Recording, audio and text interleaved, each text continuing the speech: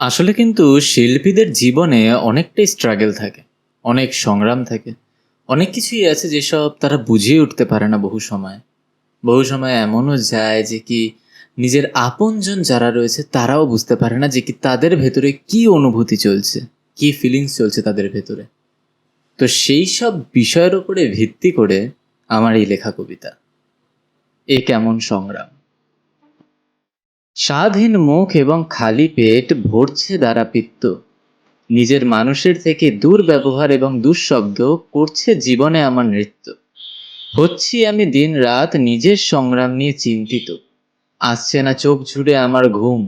হ্যাঁ, হচ্ছি আমি অসুস্থ। বসিয়ে সামনে ক্যানভাস হাতে তুললাম তুলি, কাজে বসছে না মন, কারণ মনে পড়ে যাচ্ছে সেই দুঃশব্দ ব্যবহৃত মুখগুলি।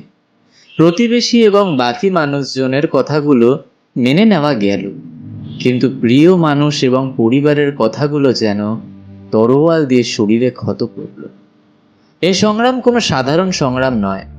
এ সংগ্রাম করতে গেলে বড্ড পেতে লাগে মানুষজন হারানোর ভয়।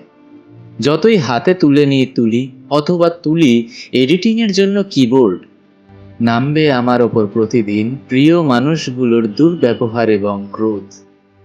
বুঝলো না অনুভূতিটা আমার কেউ, বুঝলো শুধু কবিতা লেখার ডায়েরির পৃষ্ঠা। শিল্পী বলেই হয়তো লাগছে এত দেরি নিজেকে করতে প্রতিষ্ঠা। ছন্দ দিয়ে সাজাই কবিতা, রং দিয়ে ভিজিয়ে তুলি ক্যানভাস।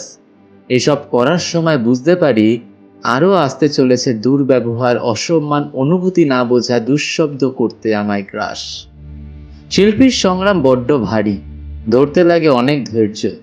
অনুভূতিটা একটু বেশি শিল্পীদের রন্ধ্রে, তাই বোঝে তারা কেউ করতে পারছে না তাদের সহ্য।